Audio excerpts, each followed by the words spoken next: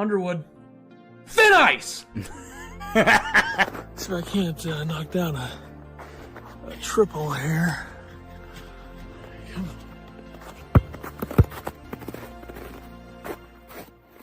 Woo, okay. Didn't even miss a shot this entire time, so take that. This better be good for the team.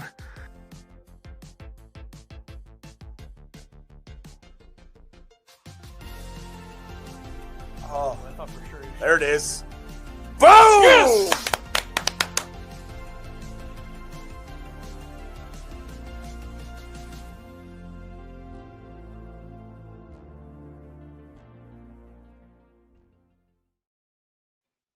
All right, Illini Basketball Podcast live, episode 295. Read the exact title for you at the beginning there.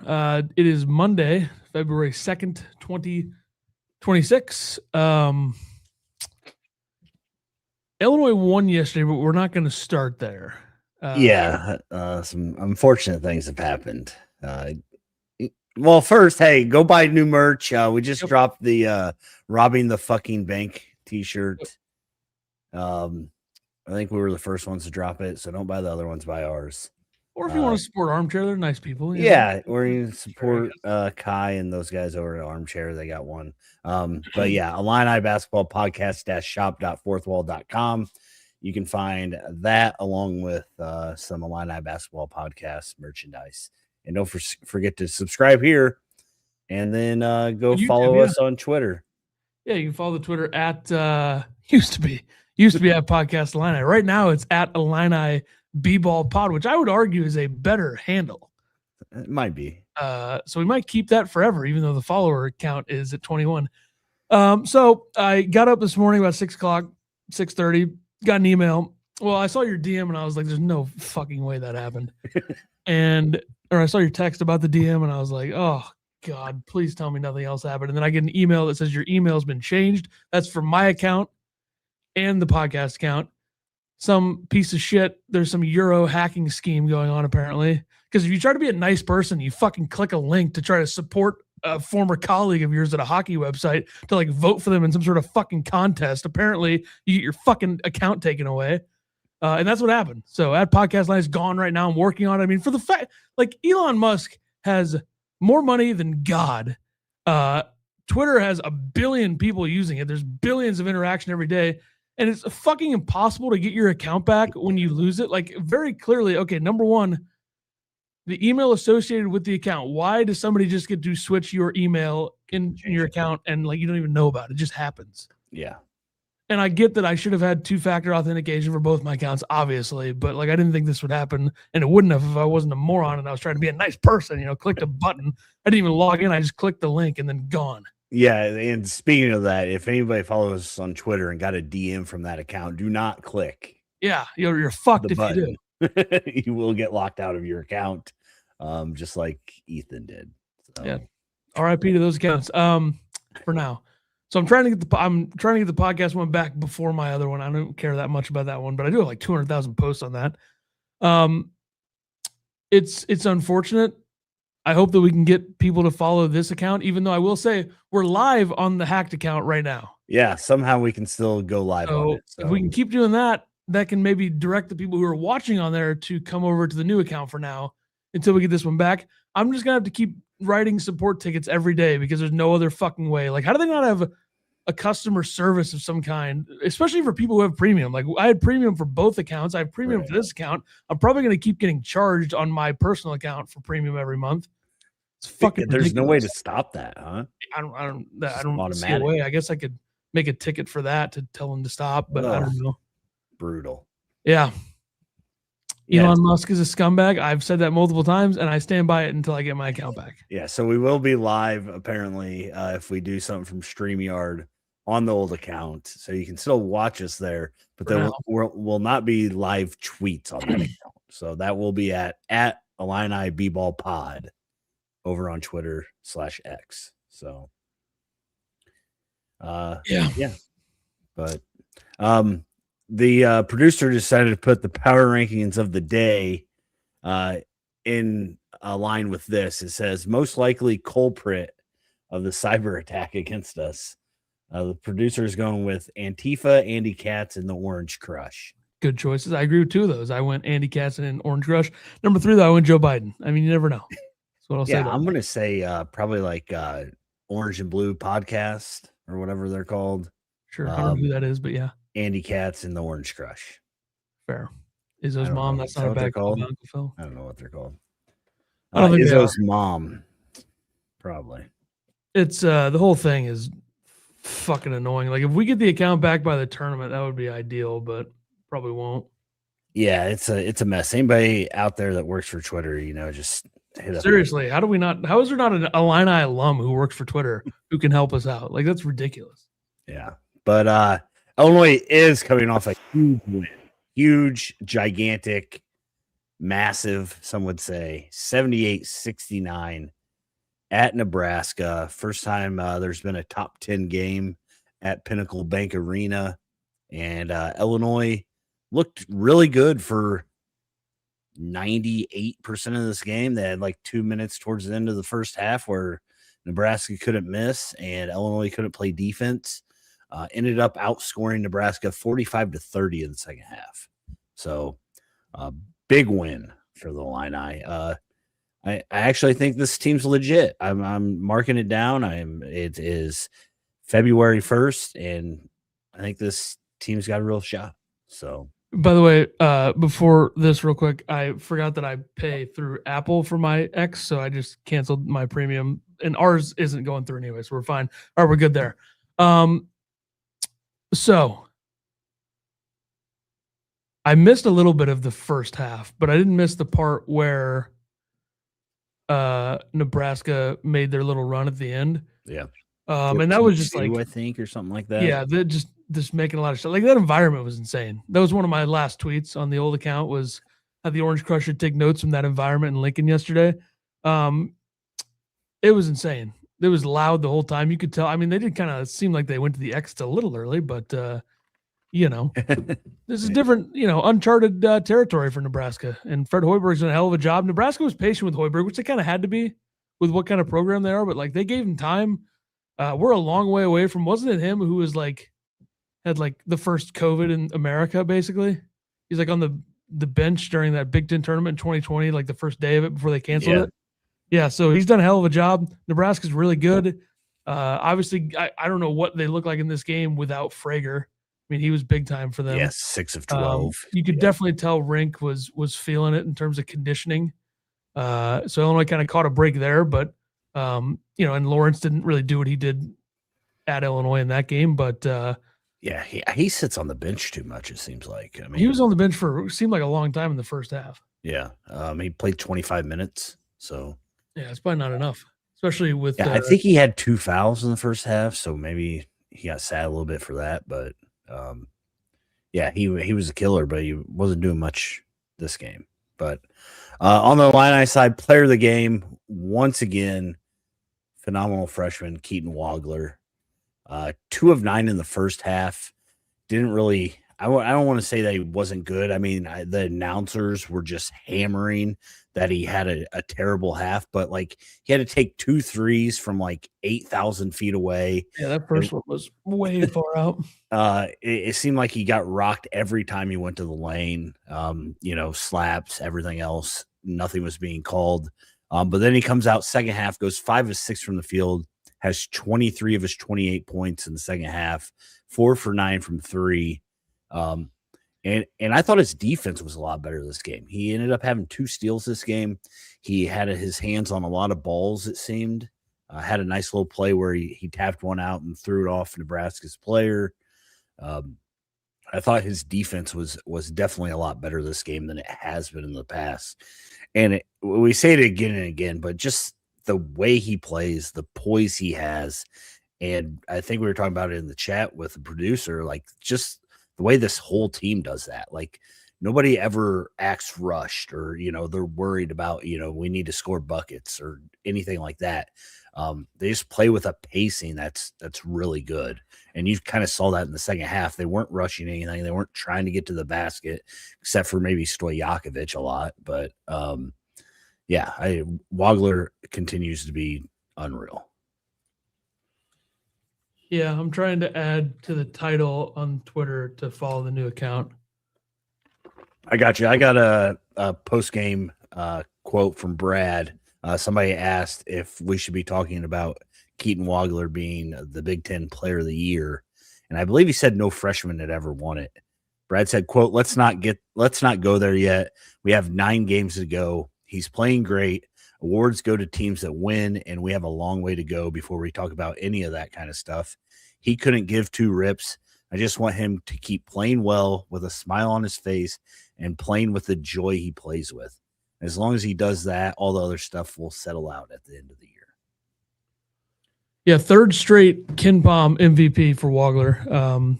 46 against Purdue, 22 against Washington, 28 against Nebraska. That's his 7th of the year, his 3rd in Big Ten play, too. He didn't have any before this. He does have 4 in the new year, and he had back-to-back to end last year. So 6 of those 7 have come in the last, however many games since dating back to the Missouri game. I just think that he kind of turns it on when you need him to. And he is just so – I think we're definitely in the best Illinois freshman of all time thing now. I think we're definitely there. Yeah. It's not like he's doing this like this is like some sort of heater. Like he's been pretty consistently good all year. I mean, second game of the year, I know it was Florida Gulf Coast. He had 22 points in that game. He had 19 against LIU early in the season. He had a 23-point game at Ohio State. He had 22 against Missouri. I mean, he's been pretty steady all year. He's only had, I think, three games where he didn't score more than 10 points. And one of those was the game that they lost to Alabama. And the other one was the game that they lost to UConn. So 2 of their 3 losses, he has struggled a little bit. That first Nebraska game, he was good. He had 19 points. So yeah, tells you how important he is to this team. Yeah, he's almost shooting 44% from 3 now. He's at 43.8. So he could definitely get there. He's now 8th on KenPom's Player of the Year standings. The only guys in front of him, Cameron Boozer, Joshua Jefferson of Iowa State, Redacted of Michigan State, Kingston Flemings, Houston, Braden Smith, Purdue, Caleb Wilson, North Carolina, and Yaxel of Michigan. He's ahead of Top and he's ahead of DeBonsa. He's really turned it on. And, I think some of us have maybe worried about the fact that Illinois is relying a lot on a freshman, but I think he's kind of not a normal freshman at this point, Yeah. And this is the definition of Illinois shrinking the rotation. They played 7 guys in this game, only 2 off the bench. It was Hummer and Bigsy. They both played 20 minutes. So I think that moving forward, especially when Boswell's back, I don't know if we're going to see Lee or Petrovich at all for most of the rest of the year. Yeah, probably if we're not seeing them right now. I mean, and Jaxis is out for the year too. Right? Jaxie's blood clot in his arm. So well wishes to him. Hopefully they can get that figured out. But last game, neither of them played. In the game before that, they both played like a minute. Or was that last game they both played a minute? I think it was Washington, right? Yeah. So. Or did they play? They might have played against Purdue. I don't remember. It was Purdue. They both played a minute against Purdue. Okay. And then they didn't play. Yeah, they've only played. This is 2 games in a row. They played 7 guys. Yeah. So Brad's got his lineup. I mean, this is kind of how it goes with Brad, but everybody talks about how deep his teams are, and then he just doesn't go deep. I mean, he finds what works, and that's what he does. So, Cheesang, what's going on, Uncle Phil? How you doing? Imbrats, what's up, guys? Bootzilla, how are you? Cheesang, you're talking about a lot of stuff we're going to get to, so I'm not going to pull them up. But some other notes on Keaton. He's the first D1 player over the past. You just put your thing in the way. Over the last 20 years to have multiple 25-plus point games and a road win over an AP top 5 team. Yeah, notice that's not first D1 freshman, that's player. Yeah. Pretty impressive. And one of those games was he had 46. I think we're okay with this. And you know what? There's probably so many bad takes from us before the season about Wagler, just because we're a little weary of the hype. Yeah, and how much there was, and we're like, this kid's not gonna be that good. But we're wrong. I mean, until you see him, but yeah, he's been every bit as advertised by the Illini right before the season started. And I'm glad that they them waited. basically saying he was like the best player in program history or something. I mean, they were saying insane shit. Zach said so many bad takes. Exactly. He's on Twitter. Go follow the new Twitter at Illini B-Ball Pod. Check that Twitter out. Yeah. I should call it X. I'm going to call it X. Maybe they're mad that I've been calling it Twitter. I'll start calling it X. True.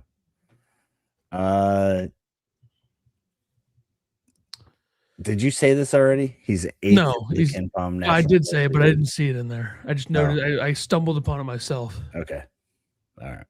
Sounds good. Rest of the game. Tommy had maybe the craziest tip pass to Jake Davis. Big turning point in the game. I think Illinois, they were up 1 at that point, and then they never looked back from there. Tommy had 12 points, 5 for 7, 2 for 4 from 3, 8 rebounds, 3 assists, a block for him. He got downhill one time against Mass, which was nice to see. Did a few things in the paint while also knocking down a couple threes.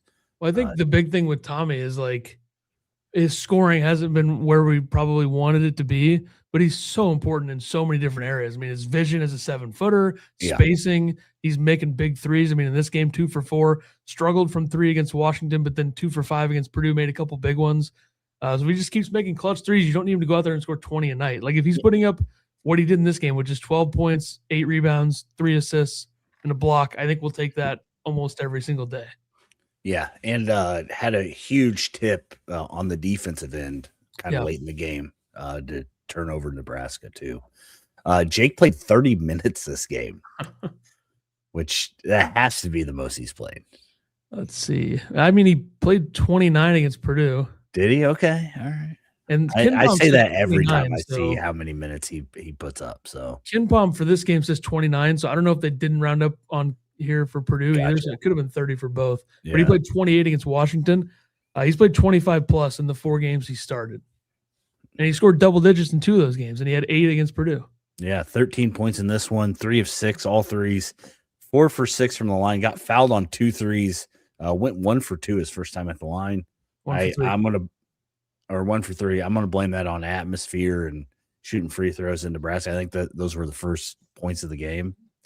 3 rebounds and then a block for him. Brad said that people forget that Jake's 6'6" and Hummer's 6'10" on the defensive end. That lineup that they had out there, what was it? Was it Hummer, Big Z? I think they had Wagler, Merck, Hummer, Big Z, and Tommy running the zone. I think didn't they have a lineup that was like Cheesang said that 6'6", 6'9", 6'9", 7 foot in the zone. Yeah, they had like a lineup that had both Ivasic brothers with plus Hummer plus Merkovich plus Wagler, right? Yeah. That's like an insane lineup. I don't know what other team in the country has that, especially with like those guys can all make threes. Like, Wagler shoots 44% basically if you round up. Merck shoots 36. Tommy shoots 35. Big Z shoots 34. And I mean, Hummer is better than 33, but that's what he shot this year. Yeah. Yeah. Cheesang says almost want Jake over Andre because of floor spacing. Andre, it's a problem when the only way he can score is going to the basket. And he doesn't seem strong enough with the ball most of the times. He had 8 points this game, went 2 of 7 from the field. One was he got behind the defense and it was like a reverse layup. And the other one was a really nice take. I mean, it was a good take, nice finish. But other than that, he just he's not giving them much. I know Brad's definitely better after. I mean, his start was brutal, but definitely ended up being a little bit better than that. The last 3 games have been a struggle. Yeah. And it's just because people are closing in on it. They know that, they can swipe at him, I think, Yeah. Uncle Phil says Andre's defense in the second half was important. Yeah, I agree. Defensively, I thought he was really good in the second half. So, I think what's crazy is his turnover rate this year is the lowest of his career. He probably doesn't have the ball as much, though, as he did at Cal and Stanford. Yeah, and that's one of those give and takes. I mean, Jake Davis's defense isn't awful, but I think the length and the IQ maybe. I don't because I don't want to say Jake doesn't have a good IQ, but there's something about Stojakovic maybe a step quicker. But yeah, he had 4 assists this game too. So it's not. I guess it's just fans expect more from him. They didn't expect him to just kind of be a role player that fits in like Jake Davis, but doesn't shoot threes. That comment now. Jake is a genius. Jake is a genius. Yeah, that's not what I meant by that. So I think Illinois needs to just be gigantic and have good basketball players that are gigantic because they're first in average height this year. They were 13th last year. They're 8th the year before that. They just need to be huge and be able to shoot and have a couple guys that can guard. Yeah. Uncle Phil says Jake can't guard guards. Yeah, that's he's just a step slower, I think. So yeah, I mean he's a 6'6", pretty much a small forward, and he kind of played the 4 at Mercer, which I think is crazy, but I guess it's a different type of thing. I mean he's shooting a career best from 3. He's taken 9 more threes than last year, and he's shooting 42% as opposed to 34. So much better in that area. And he took 60% of his free throw attempts in yesterday's game. He had taken 4 free throw attempts going into yesterday, and he ended up with 6 in that game yesterday. That's crazy. Yeah. Only his 4th block of the season as well. It's not bad. I don't remember who did he get the block on. I don't even remember that. Was it on the 3? Was it from behind? I remember Hummer's at the rim. Yeah, I'll have to watch the film again. No, Davis's was right before that, wasn't it? I think so. Yeah, I think they were both kind of close to each other. Big Z, again, with some really efficient minutes, played really well in the first half. Like we talked about, you got to see some of the Twin Towers together running that zone. 20 minutes for him, 7 points, 3 for 3 from the field, 2 alley-oop passes. Those were there all day. Yeah, 1 from Merck. The one from Wagler was insane. Like 2 guys on him from 25 feet or whatever it was.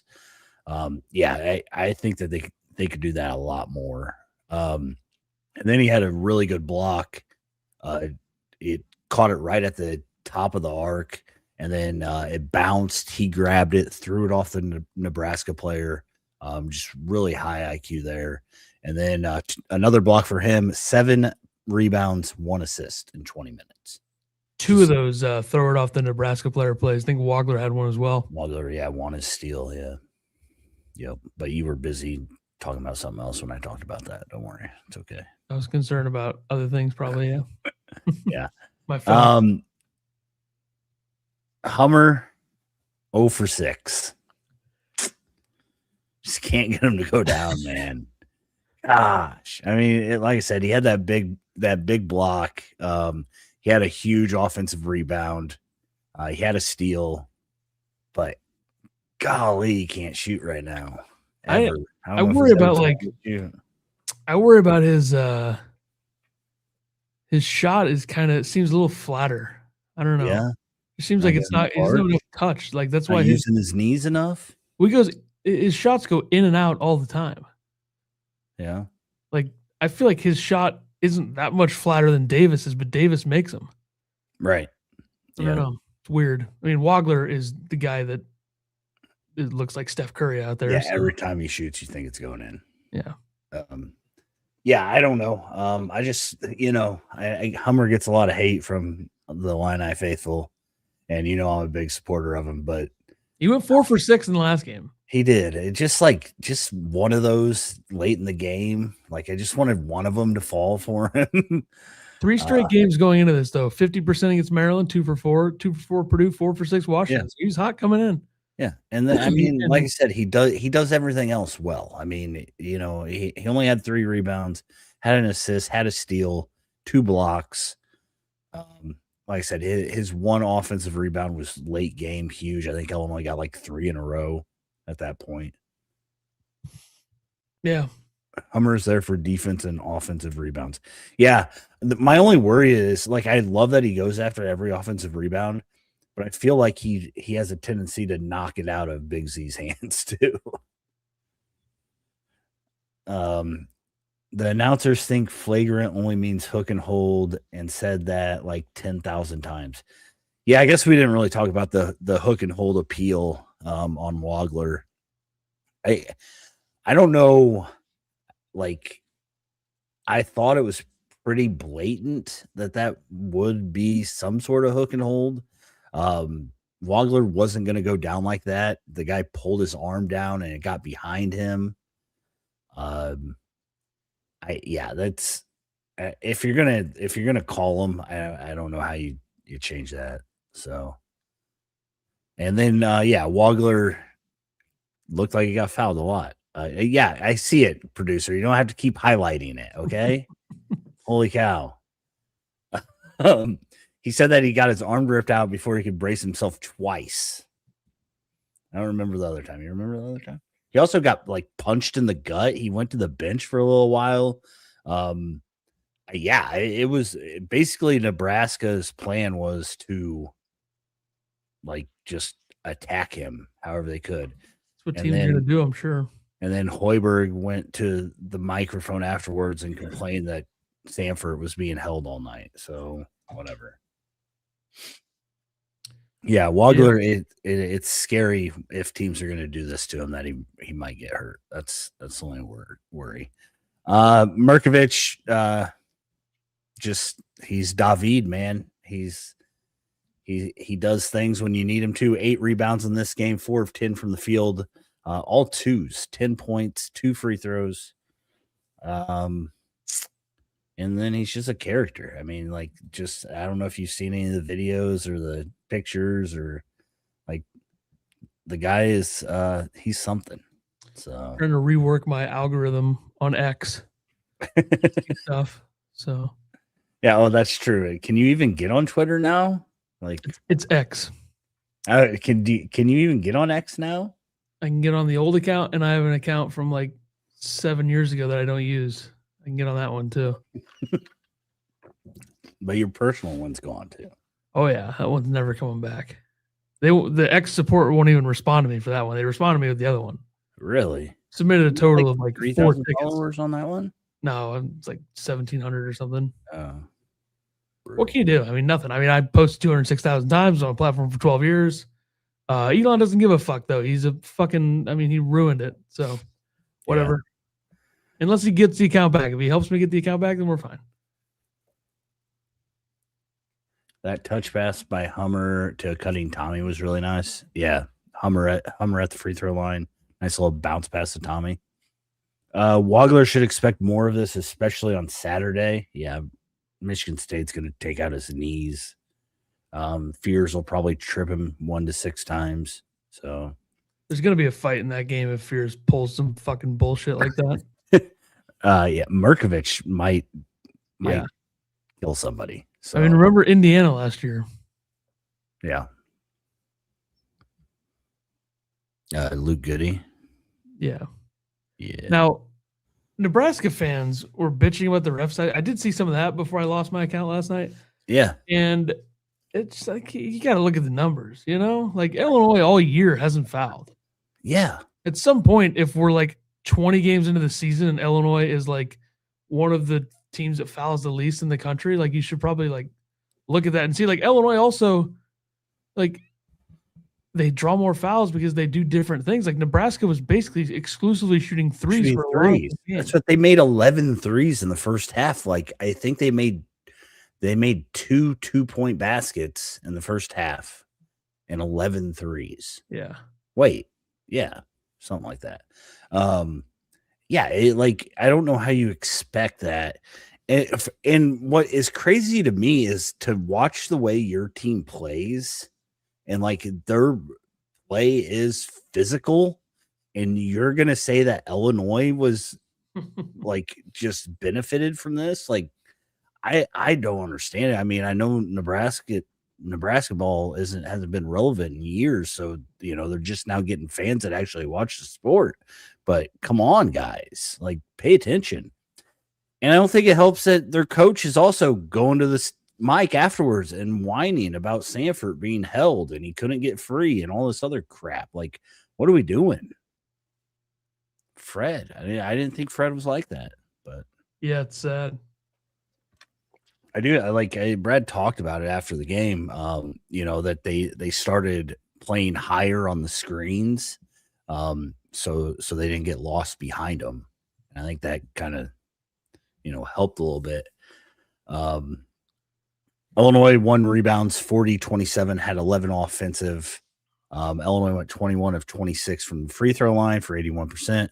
Nebraska 4 of 5. By the way, we have over 30 viewers on YouTube right now. So if you're doing that, you should go to @Illini B-Ball Pod on X, and follow us because the Europeans are after us. Ethan's an idiot. Yes.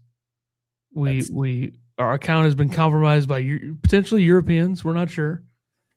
And since I won't get it back ever because X has like the worst support setup in the history of like you would think that this app has like 5 people on it with like how impossible it is to get help. Did you turn that timer on? I don't know. How'd the timer come on? Anyways. The timer? Where? On the banners? I think you can put one on there, but I don't think there's one on there for any of them. It was on all of them for some reason. I must have clicked a button. Did you just do that? Anyways, Brad's post game on the lack of threes in the second half by Nebraska. He said, quote, "We didn't play as much zone. We didn't turn the ball over as much to give them live ball looks. I thought Andre's job defensively was a little bit more physical, staying at the level of the screen with Price coming off. I thought our physicality was a little better than it was in the first half." Also, Nebraska fans, you were fouling late in the game to try to extend it.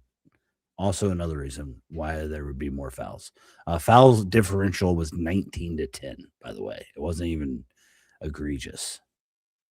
I bet 5 of those were probably like at the end of the game, right? They shot multiple. There were at least 3. The one Wagler got 2-handed shoved. Dan, there wasn't an intentional foul on that. If it was Boswell, it probably would have been an intentional foul. Yeah. So, on giving up threes, he said, quote, "We are giving up more because we are trying not to give up as many twos and layups. A really good 3-point shooter is going to shoot 35 to 36%. I think we got outscored 21 in the first half from 3. So we are going to give up some threes, but we are going to count on not giving up 2s and 100% shots." And we did that in the first game. I think that Nebraska scored like 40 in the paint the first game or something like that. I mean, we didn't really talk about Rink Mast. I know you said he was sick, but 5 points for him. Just not good. Yeah. And also Frager was back, like we talked about, went 6 of 12 from 3. Brad was asked about the state of the Big Ten right now, and now that it's a powerhouse, supposedly now it's a powerhouse.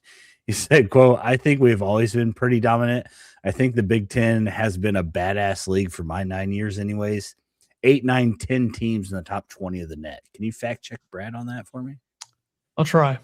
Thanks. I know you're busy doing God knows what over there. Trying to log into the new account on my computer.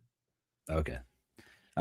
He was asked about being 6-0 on true road games this year, and the guy asked if the team was special, and he said, quote, "I don't know. I think we will figure that out at the end. We have some toughness, and I think there is some connectivity. Every game is its own identity. We have to solve different problems, and I think that this team has some problem-solving ability, and our basketball IQ is pretty high. I think our toughness is growing, but I think we still have a lot of room to improve." It's kind of crazy to me because like the way that these guys act and like they were throwing up the manager in the locker room and like the way they celebrate. And Brad says, "I think there is some connectivity." Like I think they seem pretty connected, but For 9 years, 8, 9, 10 teams in the top 20 of the net. he said he doesn't look at the AP polls, but he looks at analytics, and there's 8, 9, or 10 teams in the top 20 of the net. Yeah, I don't think that's true. I think it's a little bit of an exaggeration. But this year, right now, why don't you guess how many there are right now? In the top 10 or top 20 of the net? 20, yeah. 5. 6. 6. Michigan is 3. Wisconsin Illinois would 6. be the other one. Purdue 8. Nebraska 10. Michigan State 11. Iowa 20. Iowa. Where's Wisconsin? 41. They have 1 quad 1. Illinois, by the way, 2nd in the Big Ten in quad 1s. They have 7. They're 7-3. Michigan is 8-0 in quad 1. Michigan does have that Wisconsin loss, which is a Q2. Illinois doesn't have any losses in Q2, 3, or 4. Purdue and Nebraska and Michigan State have 6 Q1s. By the way, that fucker who put Iowa State ahead of Illinois, Iowa State has 2 fewer quad 1s than Illinois, but they're ahead of them in the net. They also have a quad 2 loss. So I don't know why anyone would have Iowa State just because they're ahead of them in the net. Who cares? The metrics aren't that dissimilar either. I mean, you look at the metrics, Iowa State is 1 spot ahead of Illinois, and it's decently close. That Purdue win did a lot of legwork for Iowa State. Not to say Iowa State's not a good team. I mean, they were laying teams out for a while there. But, I mean, one of these teams only beat Iowa by 4 at home. The other one went to Iowa and won by 6, and it should have been way more. So, whatever. Houston sucks too, by the way. Illinois is ahead of Houston in KenPom. All right. Sucks is maybe strong, but Houston is a team that's 9th in the net and has a 5-2 quad 1 record. And Illinois, once again, 2 more than them. So Jacobson, the guy who ranks, is an idiot, apparently. Yeah. If you didn't watch the game, there was a graphic that popped up. Illinois is tied for having the most wins against top 10 opponents since 2019. Kansas has 17. Illinois and Baylor have 15. Brad's pretty good at this coaching thing, I think. That is pretty good. I mean, I saw that fucking scumbag loser piece of absolute shit, Dan Bernstein, who used to be on Chicago radio, who's a fucking loser, by the way. What a fucking scumbag.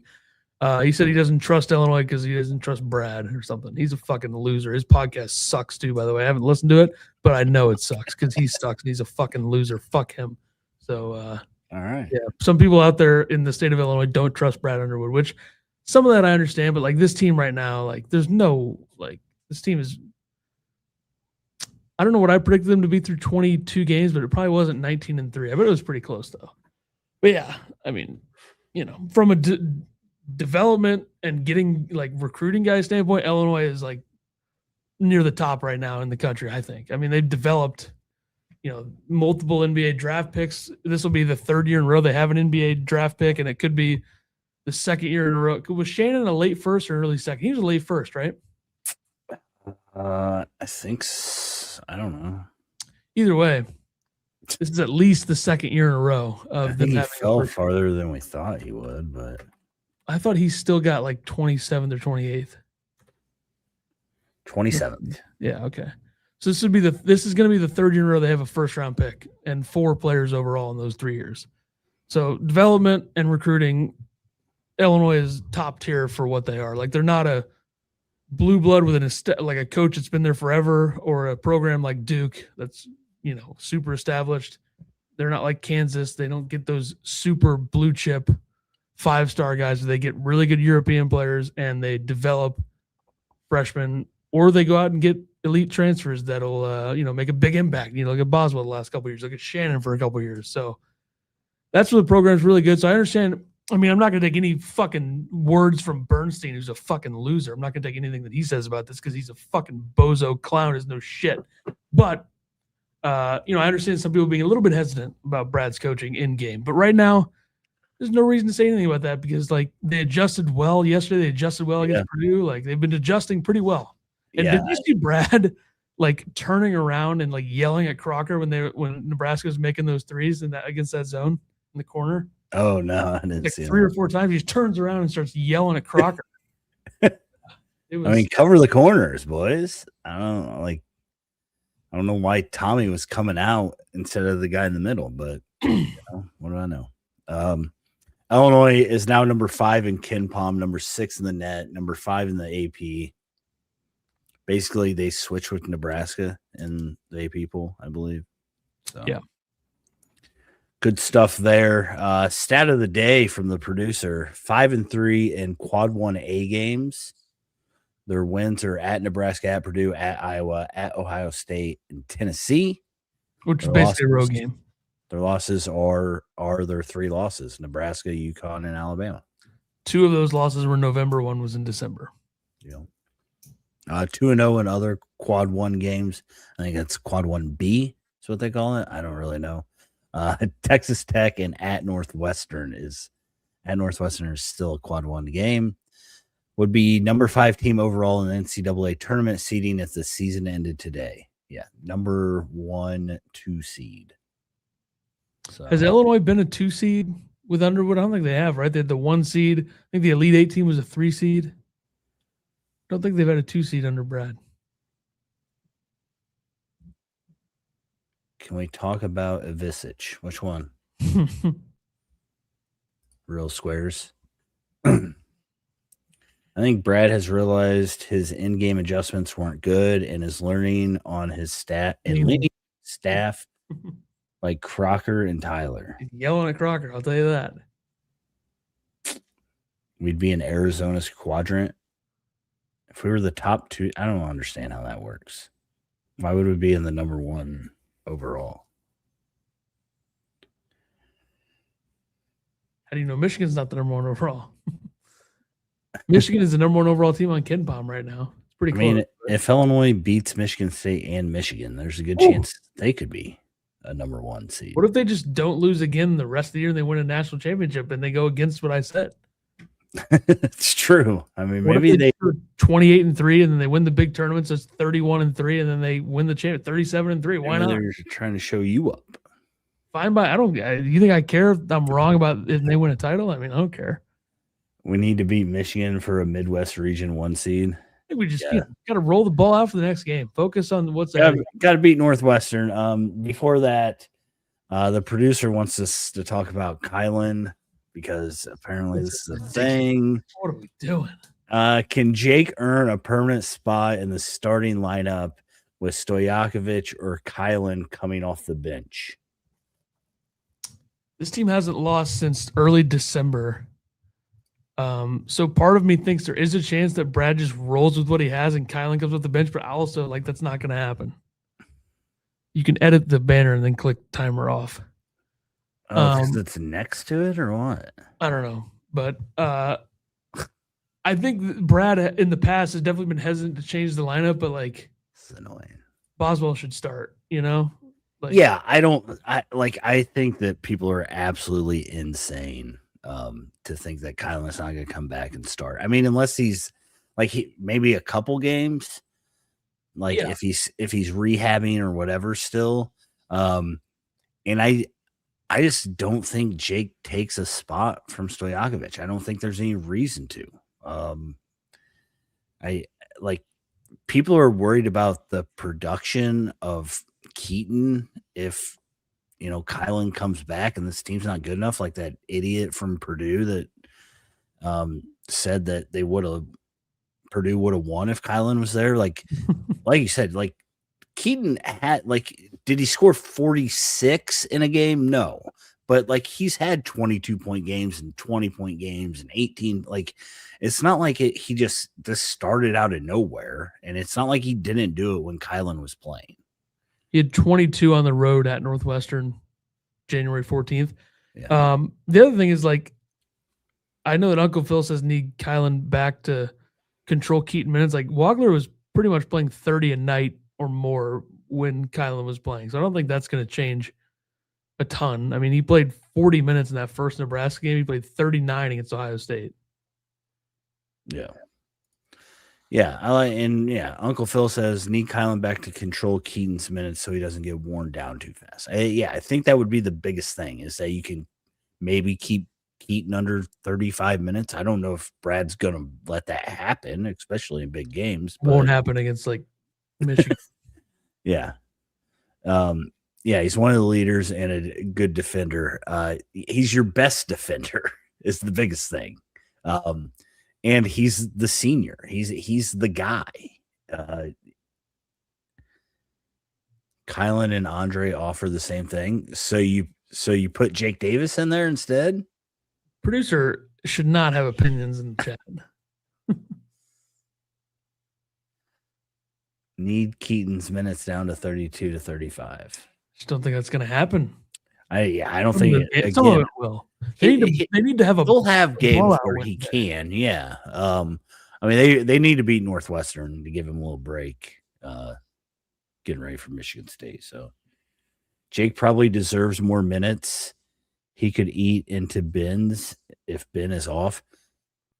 Jake Davis played 30 minutes. Like, I don't think with Kylan back, he deserves more minutes. I also don't think Big Z is going to play 20 very often. Like, he's played 20 minutes twice since he played 23 against Penn State. Like, I think he's going to hover in that like 14 to 18 zone. QC Mark says Kylan will start. Good problem to have when your lineup will still great when he's on the floor, not on the floor. Exactly what he said. Yep. Yeah, I mean, Kylan's going to come back. We're going to have the same starting five that we had before Kylan was out. There's no doubt in my mind. So, minutes disparity, once it all shakes out and the game's over and 40 minutes are played, Stojakovic might be down a little bit, but sorry, Wednesday. That's on me. Change that. I'm looking ahead. At some point, we need Kylan to get a big stop and Andre to ISO ball us a basket. It's inevitable. All right. I guess we should talk about Wednesday. Yeah. Producer taking a shot. Tyler also wants been playing 30 minutes a game. Whoever said that? Whoever said that? Exactly. I mean, he should play like 5 at most, no doubt. All right. Wednesday night, Illinois is number 5 now in the AP. 19-3, 10-1 in the Big Ten. Northwestern coming to Champaign, 10-12, 2-9 on the year. Illinois typically, I mean, I don't know when the last time Illinois lost to Northwestern in Champaign. They've really handled them pretty well when they're at home. This game's at 8 o'clock Wednesday night on Big Ten Network. It's 6 p.m. Scheidwinder time. So make sure you remember that. Northwestern has lost in Big Ten play in their 2-7 since the new year, and Big Ten play really got underway. They lost 5 in a row to start. They beat USC on January 21st. That was a nice win on the road. Lost at UCLA. Beat up on Penn State. Beat them by 21. They're coming off of a 14-point loss in Evanston to Washington. Now they got 2 straight road games against this is a gauntlet, next 4 for Nebraska or for Northwestern. They're at Illinois, at Iowa, home against Michigan, at Nebraska. So could be 2-13 after that stretch, but we'll see. This is pretty. I mean, you look back at the first game, Illinois won 79-68. Northwestern loses by more, probably. They don't play a little bit better in the final 10 minutes, outscored them by 1. What does that say? You said they were 2-7 instead of 2-9. They're worse than I thought, huh? Last time Illinois lost to Northwestern at home was January 2013. Yeah. Wow. Hopefully that doesn't happen again. That first game, Wagler had 22, Tommy had 21. They shot 36% from 3. They made all of their free throws, which they only took 8. Northwestern took 17. That's a little Chris Collins working the referee situation. Martinelli getting 8 free throw attempts. And Wagler only had 3 in this game, which is pretty low for him. Illinois 14-13 on the offensive glass. Rebounding wasn't as good in that first game. Hopefully Illinois can tighten that up a little bit in this game. Boswell did have 13 points, 4 rebounds, and 6 assists, plus 2 steals in that first game. Remember, Jaden Reed had 28, Martinelli had 20. 48 of their 68 points were from 2 guys. But they've really struggled overall. The one thing that Northwestern's pretty good at, there's a couple things, I guess, but they don't turn the ball over on offense. They're 4th in the country in turnover percentage on offense. They're also not a team that gets their shots blocked. 5th lowest block percentage offensively in the country. And they get a lot of assists. 5th in assists per field goals made. They've had a tough schedule, and it's going to get tougher, I guess. So I still think Illinois matches up pretty well against these guys. I agree. Northwestern not turning the ball over is not going to hurt Illinois. Illinois doesn't turn teams over. They're last in the country in turnover percentage on defense. Yeah, I mean, I think you stop Martinelli. Jaden Reed is the player that went off last game. 28 points for him. Went 4 of 6 from 3. Again, I like kind of with the Nebraska game. I think this Illinois team's different than that Illinois team was. Even though it was 5 games ago, 6 games ago. Jaden Reed needs to get ready to learn Stojakovic. Sure, buddy. He's a little small. That's a problem. Yeah. And remember that I'm pretty sure Boswell had the Martinelli matchup. So Yeah. be interesting to see how they guard him. Maybe Hummer gets the start and plays 30 minutes. Nope.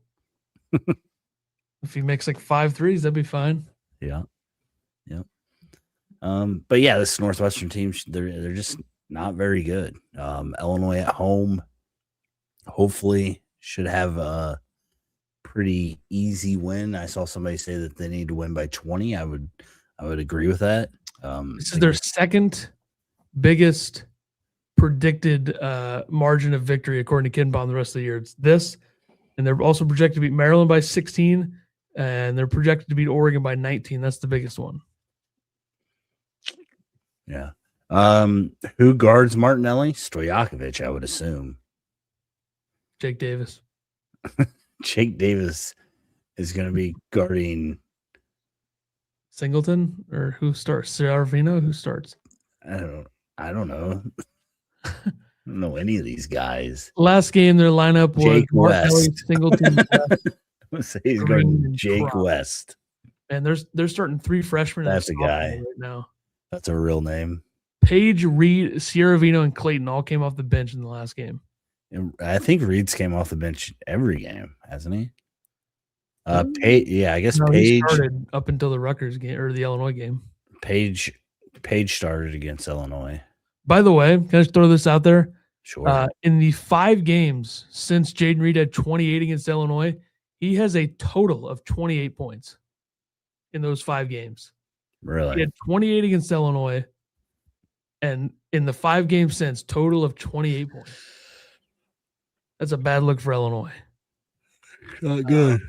But yeah, this is a young, like their lineup, like I said, 3 freshmen, a sophomore, and Martinelli. And by the way, Steinbach, Yates, and Diallo combined for 65 points against these guys yesterday or Saturday. 65 of the 76 were by 3 guys. Washington shot 45% from 3. It's pretty good. Yeah, and rebounding was 45-31 Washington.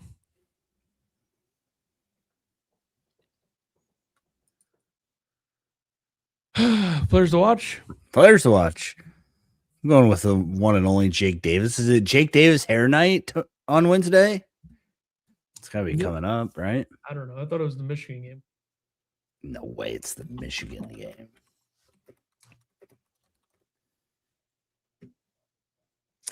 I don't know. David, the freshman, guards Martinelli. That'd be exciting. I don't know if David's feet are quick enough to guard Martinelli. I'm gonna go with Jake Davis. I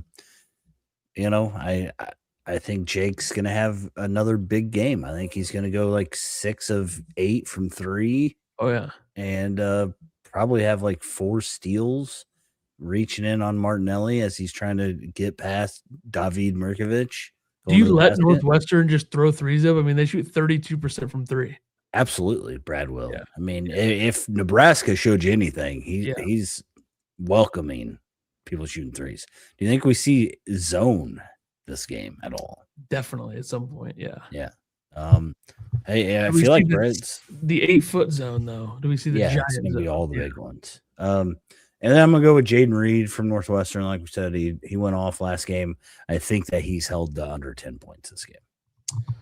I think the odds would favor that since he scored over 10 points one time since that game, and it was 11. Davis Wig Night is against Wisconsin. Thank you, Uncle Phil.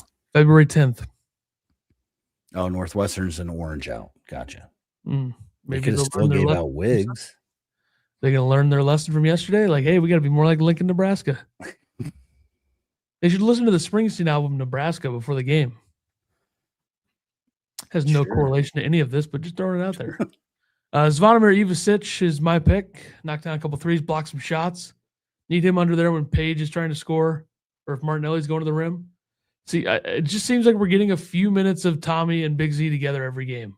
Yeah. So see if that continues. And Martinelli from Northwestern, because that's really their producer offensively. I mean, that's the guy that scores. I mean, he's leading the nation in points per game. So yeah, I mean, that's the one guy. And they got a couple guys that I guess could, do things. I mean, we learned that lesson with Reed having 28 points. The fact that he scored, what's that? What's 28 divided by 5? What's he averaging since that Illinois game? That's ridiculous. It's like five yeah, like, how did he have 28 against these guys? That's insane. Yeah, not a good look for the Illini, but I think this team's just better. So Boswell or not, they're better. So predictions. Ken Palm's got Illinois winning 84-68. I'm glad we deviated way away from that. Yep. I got Illinois winning 86-66. Going 84-67 right there with Ken Palm. Yeah. Shorting Northwestern by a point. And we give these predictions before we know Ken Palm's prediction. Well, I predicted them to win yesterday's game, by the way.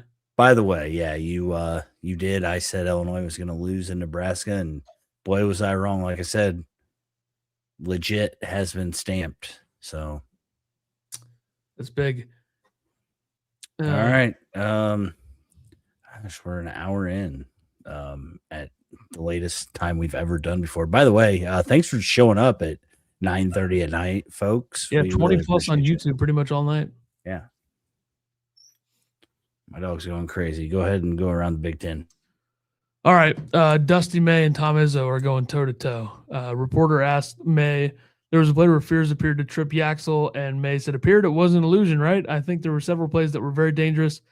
These were not isolated incidents. The film's 40 minutes of it, it's not hard to find. Izzo discussed this and said there was a couple players the other way, like jumping into a guy, which is a complete joke. I don't care what Dusty says. If anyone did anything dirty, tell him to call me. The producer says that Fears is the dirtiest player in college basketball and a free throw merchant. Tune in on more during the next episode, which will be the Michigan State preview. Yeah, I really, really dislike the way Jeremy Fears plays. I think he's obviously talented. Illinois wanted him. Yeah. But like some of the shit is ridiculous. And I also hate Dusty May in Michigan too, because I think there's a bunch of bullshit going on there. So I hate both sides, but I think from a coaching standpoint, it seems like Brad and Izzo are pretty tight. Like I know we don't like Izzo for a lot of reasons, but like I think I'll take Izzo's side if I had to pick a side between these two coaches, but fuck both of these programs. And Jeremy Fears does play like a piece of shit. Like there's so many videos out there. Yeah. I just like that's the thing is he could be good, he could be likable. He just makes himself not be.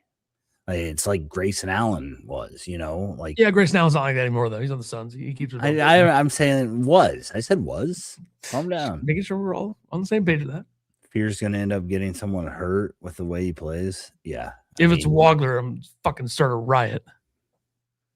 If it's anybody in Illinois, I guess. True. Except for like Brandon Lee. I don't know how much we care. But he's still one of our guys. Yeah, I don't like people were making, a big deal about the handshake line and like Izzo just like shook his hand and walked on.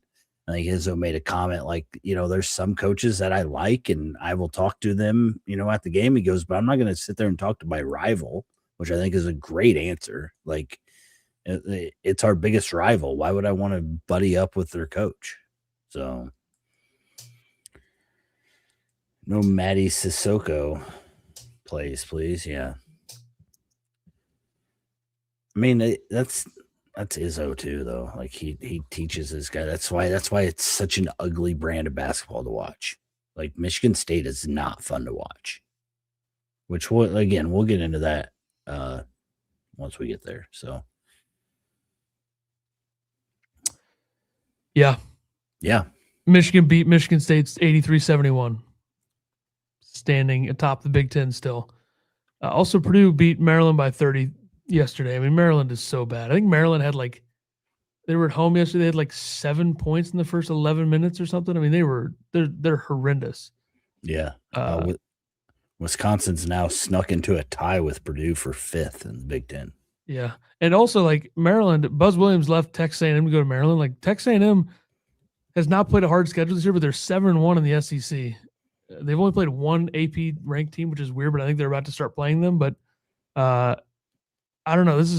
I don't know if anybody saw Mark Turgeon, the former Maryland head coach, going to Kansas City. Quite a program there he's headed to. But yeah, Maryland's really bad. UCLA lost to Indiana, double overtime, 98-97. Didn't even know that game happened. Missed that one. And Iowa's won 4 in a row, beat Oregon by 18 last night at Oregon. I mean, Sturts was really, really good. Yeah. Very efficient game from him. I think he ended up with, 32 points on 12 of 15 shooting, 4 for 4 from the free throw line, no turnovers, 7 assists, 2 steals. In Oregon, their worst season Dana Altman, his worst season in conference play before this was 7-11 in the Pac-12 in 2011. That was his first season in Oregon. They're 1-10 in the Big Ten right now. So I think it's safe to say that this might be all she wrote for Dana Altman. I don't know. How many points did Lawyer have? Like 30 something? Yeah, I think people watching the game could probably tell that Lawyer was going to have a game. I mean, he came out hot. He had 29, 7 of 10 from 3. Yeah, I'm glad that he waited to do that against Maryland. Yeah, Purdue shot 50% from 3 in that game, 15 for 30. And Maryland had the same amount of free throws attempts as Purdue. 19 of Maryland's 63 points came from the free throw line. Cut that in half, and they score like 50 points almost, or a little more than 50. Bad game though for Maryland and a bad season. I'm surprised Maryland has 2 Big Ten wins. It's actually pretty impressive that they only have 1. Never mind. Who'd they beat? They beat Penn State by 23. And Penn State has 1, and it was against Minnesota. I'd say just 1, yeah. Yeah, the bottom of the crap conference. out of them, right? I mean, there's 3 teams right now with 1 win and 2 with 2. I guess that's what happens when you have like 6 or 7 teams with 7 wins or more right now. I don't know, but Purdue's the number 2 offense in the country still. Illinois has a 1.3 advantage on them in the efficiency number. Illinois 131.0 and Purdue 129.7. And the producer says we need to crowdsource how to get 1.5K followers back.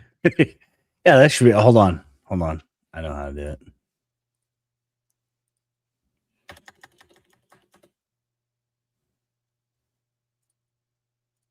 I need to turn all these timers on. Go follow our new X at Illini B-Ball Pod. Yeah, if you guys are over on X, find our page, share our tweets. I don't know what to do. We had 1,521 followers or something. Now we have 21 followers. 24. Ask for Twitter bots to put you guys over. Yeah, we buy some bots and get some traction.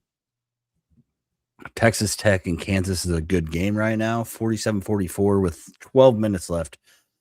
We need a Texas Tech win as Illini fans. I believe I've read that Grant McCasland is 2-0 against Bill Self at Texas Tech. That's pretty impressive. I also saw somebody say that Kansas has the best starting 5 in the country. It's like, I don't know. Is there any starting 5 that has Trey White in it, one of the best in the country? Yeah, he's a fine player. But yeah, this freshman class is really good. I also read somebody, I don't know who said it. It must have been somebody on TV, but I read people talking about it on Twitter, or X, sorry. Somebody said that Cooper Flagg would not be a top 5 freshman in the country this year. Like, Cooper Flagg is so much better than every freshman in this class. So for somebody to say that he wouldn't be a top 5 freshman if he were playing right now, like, it's insane. Like, I don't know if he's a lot better than Peterson, but he's definitely way better than anybody else. Pedersen is playing 23 minutes so far. Can we confirm that? I don't think we have. 3 for 10 from the field, 1 for 4 from 3 for Pedersen today. Do you think Cooper Flagg is by far the best freshman if he played this year like he was supposed to? Yeah. I mean, somebody on TV said that he wouldn't be a top 5. I saw that. Yeah. That's insane. He like the gap, and then somebody put out a poll like, who would you rather, or who's better, freshman, Boozer or Flagg? And it was like 93-7. Like, who thinks that Flagg, like, oh, it's insane. And that's like, we're forgetting how great Flagg was just because they had that massive choke against Houston in the Final Four like Cooper Flagg was like generationally good, like talented in that 1 year at Duke. And also he's like 17 years old. Like, whatever. I think it's a stupid conversation, but this is a very good freshman class. There's no doubt about that. And for Wagler to work his way into like the conversation for top 5 freshmen in the country, I think that's pretty impressive.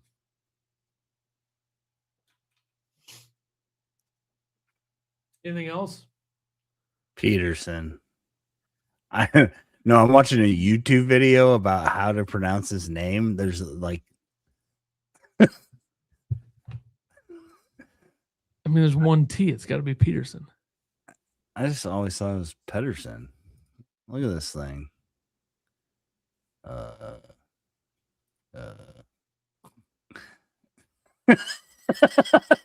Like this guy's making YouTube videos like this.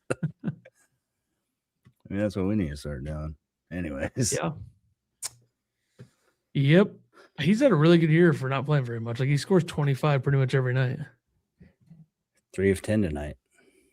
Texas Tech, especially at home, they get up for those games. Texas Tech 13th in the country 3-point shooting, 39%. Yep. Well, follow at Illini B-Ball Pod. I mean, we're never going to get back to where we were, and hopefully we get the other account back, but so brutal. Maybe we'll get back one of these days, Maybe we'll get back. Do you guys by the way, do you guys like the late night, like 8:30 starts rather than 4 o'clock starts? Seems like we have more people here. Well, this is also a big breaking, day after a Pull huge up. win. Breaking news, account taken away, all that stuff. Keaton Wagler pronounced properly. Yeah, Why I've are heard you people say barking? Wagler recently. All right, well, follow the X, I guess I should call it, at Illini B-Ball Pod. The other accounts are still good to go right now. Instagram's good. Facebook's good. YouTube's good. I mean, we lost YouTube. I think I just quit. Yeah, definitely quit. I made a new email too. So I think we're just going to keep our old emails because that hasn't been compromised, but I did make a new email. Illini Basketball 2020, I think is what it is. Even though I think we started the podcast in 2019. We definitely did. So that was my bad on that. But anyway, it's there if anyone wants to email us, I guess. I guess we'll still figure out the stuff. Don't send us any phishing emails though, because Ethan will click them. I've probably seen like 1,000 of these links, and I click one just because I was trying to help somebody out, and it wasn't like a crown of the son of the prince or something bullshit. It was like hey, vote for me for this, and I was like, hey, he's a nice guy. Yeah, just trying to vote for somebody. He's trying to take hockey over to Europe or something. It's like, hey, vote for me for this award for podcast something, and I was like, hey, he's a nice guy. Like, oh yeah, we saw it. I got one. Yeah, you should have clicked it. Yeah. So assume we can hopefully do a watch party Saturday for the Michigan State game. 7 o'clock, right? Yeah.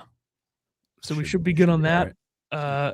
Wednesday, maybe I'll do a spaces after the game Wednesday to try to get us some followers. I like that. On the new account. So we'll figure that out. But follow the account on X at Illini B-Ball Pod. And we're still going to figure out 300th episode stuff and all that. So we will see everybody next time. Podcast Thursday or Friday. And then hopefully Wednesday night spaces maybe on the new account. So we'll catch everybody later. Underwood. Thin ice!